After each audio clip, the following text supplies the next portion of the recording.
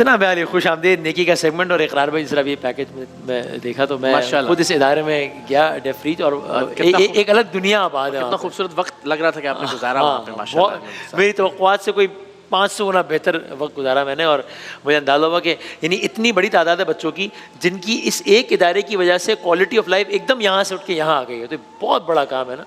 यानी कमाल ये है कि तकरीबन 1 मिलियन के करीब बच्चे ऐसे हैं जो सुनने की सलाहियत से महरूम है और ज़ाहिर है बोलने की सलाहियत से भी महरूम है और उनका 5% से भी कम स्कूल जा पा रहा है। और जो जा रहे हैं उसमें ज़ाहिर है बड़ा किरदार है डेफ रीच फाउंडेशन का। हम शुक्रगुजार हैं इस फाउंडेशन के काम के लिए भी और आप सबकी तशरीफ़ आवरी के लिए भी। एक बात वसीम भाई जो मैं ऐड करना चाहता हूँ ये कि जो चीज़ मुनफरद करती है वो ये कि बच्चे जहाँ जहाँ हैं उन्हें वहाँ से पिक करके लाया जाता है करीब तरीन स्कूलों में और एक साल में 19,40,000 किलोमीटर का सफर तय करती हैं डेफ रीच की बसेस इन बच्चों को पिक एंड ड्रॉप देने के लिए। चूँकि हमें बहुत ज़्यादा बात करने की ज़रूरत नहीं है उसकी वजह ये कि इसमें हमारा हाथ बटाएंगे हम हमारे भाई हमारे दोस्त और डेफ रीच के गुडविल एम्बेसडर भी हैं शफात भाई शफात अली तारुफ के मुताद नहीं है जबरदस्त आर्टिस्ट और बहुत सारे और तारुफ कैसे भाई। बहुत शुक्रिया सर बहुत वेलकम टू शान Ramzan sir thank you so much. और आज डेफ रीच का बैच लगा के हम वैसे बैच तो लगा नहीं है लेकिन डेफ रीच के दिनों पे लगा निस्बत से आ रहा है। जज़ाकल्लाह। वसीम इसमें एक बड़ी मुनफरिद बात है कि जो पाकिस्तान में वैसे भी मतलब एक बड़ी खूबसूरत सोसाइटी है ये और गिविंग का जो तसव्वुर इस सोसाइटी में वो बहुत ही कम है कि दुनिया में कहीं देखने को मिलता हो। लेकिन जब भी माजूरियों की बात आती है या कोई ऐसी चीज़ की बात आती है जहाँ हमें स्पेशल अटेंशन की तो वहाँ पे ये सोसाइटी जो है वो थोड़ा अपना रवैया बदल लेती है। और जैसे कुछ फिज़िकल माजूरियाँ होती हैं उनमें तो एक हैंडीकैप को आपने बाइक दिला दी वो अपना गुजर बसर कर सकता है। कहना नहीं चाहिए लेकिन अमूमी तौर पे जो बसारत से महरूम अफराद होते हैं उनको हिफ्ज़ पे डलवा दिया जाता है और ये समझा जाता है कि अब हमने काम अपना कर दिया। लेकिन जो समाज से महरूम अफराद हैं इनकी फ़िज़िकल एबिलिटी में तो कोई कमी नहीं और इनको उस तरह से हिफ्ज़ पे भी नहीं डलवाया जा सकता जो कि लोगों का एक सेफ एग्जिट होता है। तो क्या किया जाए? डेफ रीच ने उस पूरे कल्चर को चेंज कर दिया। अच्छा और ये कैसे किया है और ये कब से है ये ज़रा बात करते हैं। मैं तारुफ ज़रा महरीन अबरार हैं पिछले कुछ बरसों से अब हमारा ज़ाहिर है इनसे तारुफ भी हो रहा है मुलाकात भी हो रही है तशरीफ़ लाती हैं और आज की जो सबसे हमारी मेहमान खुसूसी हैं जी चीफ गेस्ट आज की जो चीफ गेस्ट हैं वो हैं सैयदा ज़हरा और चीफ गेस्ट की जो ट्रांसलेशन मेरीन साहब ने की उस पर वो मुस्कुरा भी नहीं है उन्होंने शुक्रिया भी अदा किया। शुक्रिया अदा किया जी इतना थोड़ा सा हम भी अब और इसमें हम बजाएंगे इनके लिए भरपूर तालियां। ऐसे ये होती है ना तालियां ये देखो मुझे याद है मुझे ये तालियों का माशाल्लाह अल्लाह नजर याद है मुझे बहुत ही प्यारी बेटी अल्लाह ताला इसको सलामत रखे। क्या बात है क्या खूबसूरत नाम है और क्या खूबसूरत स्माइल है। जिंदाबाद जिंदाबाद क्या बात। तो शफात भाई आगाज़ से थोड़ा सा अगर हम बता सकें कि डेफ रीच का क्या मकसद था वो कितना फुलफिल हो रहा है। ये डेफ रीच जिन साहब ने शुरू किया है वो साहब वसीम भाई आपको सलाम भेजते हैं। वालेकुम। कल रात ही उन्होंने मुझे मैसेज भेजा कि भाई मैं हाजिर होने से कासिर हूँ। वो साहब ने उनके खुद साहबजादे जो हैं रिचर्ड के अपने साहबजादे जो हैं वो समाज से महरूम हैं तो उन्होंने उनके लिए रीगल चौक पे आज सन 1988 में एक छोटा सा एक कमरे से आगाज़ किया और वो वहाँ से बढ़ते बढ़ते आज माशाल्लाह 8 शहरों में पाकिस्तान के मौजूद है 8 बड़े स्कूलों के साथ और अब बहुत सारे satellite school 10 satellite school already आ चुके हैं। मजीद सैटेलाइट स्कूल आ रहे हैं। सैटेलाइट स्कूल से मुराद ये कि अब एक इलाका है कश्मीर में तारड़ खेल अच्छा ठीक है अब वो वहाँ पे वो एक छोटे से स्कूल के अंदर 2 पार्टीशंस बना के एक सैटेलाइट स्कूल लॉन्च कर दिया गया है जो कि सारी ऑपरेशन उसकी राशिदाबाद से हो रही है और लोगों तक उसकी सारी कम्युनिकेशन सारा सिलेबस एवरीथिंग वो सब कम्युनिकेट हो रहा है। और कोरोना के दौर ने ये सिखा भी दिया है हमें सही से अच्छे तरीके से समझ में आ गया क्या होता है। तो लेकिन कमाल की बात है कि रिचर्ड साहब सन 88 से लेके अब तक कराची में ही। अच्छा भाई क्या बात है। अच्छा हम अगर ज़हरा से बात करें ज़रा तो इनसे ज़रा ये पूछिए कि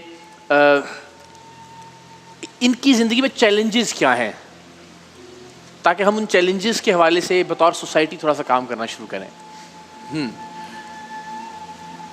ये कहते हैं कि हमारे लिए सबसे बड़ा चैलेंज जो है वो कम्युनिकेशन बैरियर है क्योंकि हम हर चीज़ की सलाहियत रखते हैं लेकिन क्या होता है कि हेयरिंग कम्युनिटी क्योंकि हमारी बात समझ नहीं सकती है तो फिर उनको ये लगता है कि हमारे अंदर सलाहियत नहीं है। तो मैं ये चाहती हूँ कि ऑल ओवर पाकिस्तान लोग साइन लैंग्वेज सीखें, या फिर हमें ऐसे लोग मिलें कि जो हमें अच्छे तरीके से इंटरप्रेट कर सके। क्या बात है। अच्छा मुझे बताइएगा कि जिस तरह हम आम तौर पर बात करते हैं शफात भाई, और उसमें कुछ लोग हैं जो अच्छी बात कर सकते हैं बहुत ही रवानी के साथ, कुछ लोग हैं जो ज़रा अटक अटक के बात करते हैं, गुफ्तगू के फ़न में उतने माहिर नहीं होते। क्या मैंने उनकी तरफ देखा इसलिए आप मुस्कुराए? अगर ये अटक अटक के बात करते हैं तो फिर तो कोई बात करता ही नहीं है। तो ये इशारों की ज़बान में भी क्या कुछ ऐसे बच्चे होते हैं जो ज़्यादा फ्लुएंट होते हैं और कुछ ऐसे बच्चे हों जो कि उस तरह से इजहार नहीं कर पाते, ये भी होता है? देखिए सबसे इम्पॉर्टेंट चीज़ ये कि साइन लैंग्वेज जो है ना, जब इनिशियल स्टेज पर होती है और जब पेरेंट्स के साथ होता है तो स्टार्टिंग में वालिदैन को तो ये ज़बान आती नहीं है। हाँ। तो उनका और बच्चों का 5 साल तक की उम्र का 50 अल्फाज से ज़्यादा या 100 अल्फाज से ज़्यादा की कम्युनिकेशन ही नहीं है as compare to hearing person. तो इस वजह से ये होता है कि अगर तो बच्चा स्कूल कहीं प्रॉपर जगह नहीं जा रहा या इस कम्युनिटी में नहीं है तो ऑब्वियसली उनकी जो साइनिंग कैपेसिटी है वो कम हो जाती है, क्योंकि पेरेंट्स उनको फोर्स करते हैं कि आप बात जो है वो बोल के करें।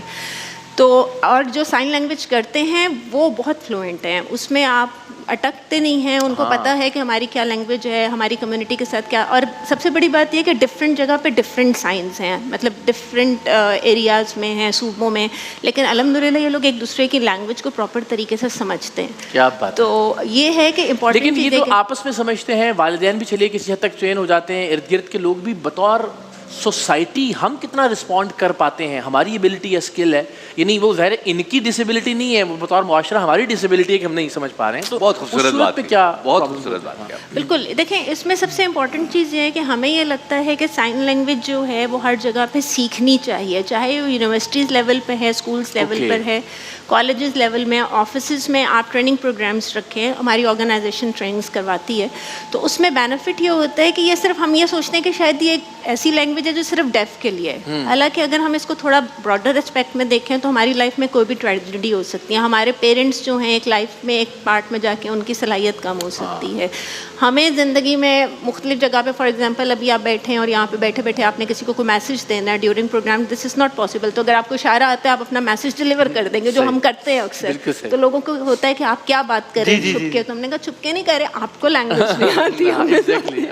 तो बेसिकली दिस इज़ इम्पॉर्टेंट कि ये हमें करना चाहिए। अभी अगर हम जिस तरह ऐसे अफराद जो बसारत से महरूम हैं उनके लिए बहुत सारे सॉफ्टवेयर्स आ गए हैं, फ़ोन उनको असिस्ट करता है, इसी तरह से हम लिफ्ट्स वगैरह में देखते हैं कि उनके लिए बाकायदा वहाँ पे वो जो लैंग्वेज है वो कंधा होती है, और भी किताबों के हवाले से भी। ऐसे बच्चों के लिए मुआशरे में मूव करते हुए क्या किसी एक ऐसे ट्रांसलेटर का आप जैसी शख्सियत का साथ होना ज़रूरी है, या ये कि उसके बग़ैर भी कोई ऐसी अब जिद्दत आई है टेक्नोलॉजी के एतबार से? या देखिए टेक्नोलॉजी के एतबार से उस तरह जिद्दत नहीं है कि हम ये कहेंगे जी कोई मशीन्स हैं। अभी बहुत सारे स्टूडेंट इस पे काम कर रहे हैं, बट स्टिल ये है कि इंटरप्रेटर्स की ज़रूरत है। लेकिन हम ज़्यादा एम्फसाइज ये करते हैं कि लोग खुद कोशिश करें। हमारी अपनी वेबसाइट है PSL की, वहाँ पे हमने पूरी वोकैबुलरी डाली हुई है, you can learn and you can communicate with them. तो ये तो अपनी मोटिवेशन है कि आप इस तरीके से इसको आगे लेके तो ज़रा हाँ इनसे ज़रा करें ना, इनसे ज़रा पूछे ना कि इनको ये हमारा ये सेट कैसा लगा, और ज़रा खैर ये इतना खूबसूरत है, मुझे तो ये लग रहा था टीवी में देख के कि आप वाकई किसी ओरिजिनल जगह पे ऐसे अच्छा। है, तो मुझे पता ही नहीं था कि वो सेट है। नॉर्दर्न एरिया में बैठे जैसे किसी पहाड़ों में बैठ के कर रहे थे। अच्छा। इनसे मुझे इस सेट की सबसे अच्छी चीज़ क्या लगी? फ्लावर्स। क्या बात है, इनसे पूछे हम दोनों में से एक किसको पसंद करती हैं? यार ये क्या बात है? दोनों को।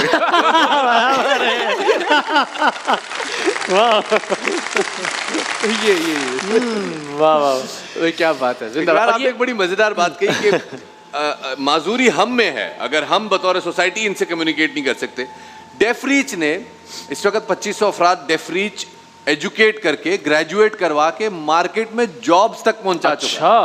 तो अब अगर आप किसी ऐसी जगह पे जाते हैं कि जहां सामने जो टेलर है या अटेंडेंट है या सर्वर है वो डेफ है और आप उससे इशारों में कम्युनिकेट नहीं कर पाते, तो मजूरी आप में। हर इंसान को अब मेरे ख्याल में, और बहुत सारे इदारे ऐसे आ भी रहे हैं जो अपने लोगों के लिए, कस्टमर्स के लिए डेफ साइंस लगा रहे हैं ताकि आपको कम्युनिकेशन में आसानी हो, और ये खुद भी बड़ा कोऑपरेट करते हैं। तो ये अच्छी और सबसे मुनफरिद चीज़ जो डेफ रीच ने की है कि दुनिया में बहुत कम ममालिक ऐसे हैं जिन्होंने अपनी साइन लैंग्वेज बनाई है। अच्छा।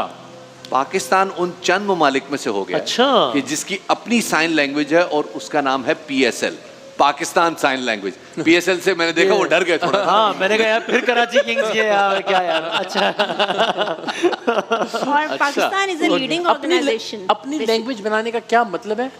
अपनी लैंग्वेज, ये मेरे ख्याल में ज्यादा बेहतर ये बता सकती है, लेकिन मुख्तलिफ इलाकों में डेफ साइंस चेंज होते हैं, बदलते रहते हैं। अच्छा, जैसे उर्दू अलग है और पंजाबी अलग है और नहीं, पश्तो नहीं। अलग है, यूं या क्या? नहीं, एग्जैक्टली इसका ये होता है कि जैसे अब हमारे यहाँ पे सिंध में ब्लू का साइन ये है, तो पंजाब में जो है वो ब्लू का साइन ये करते हैं।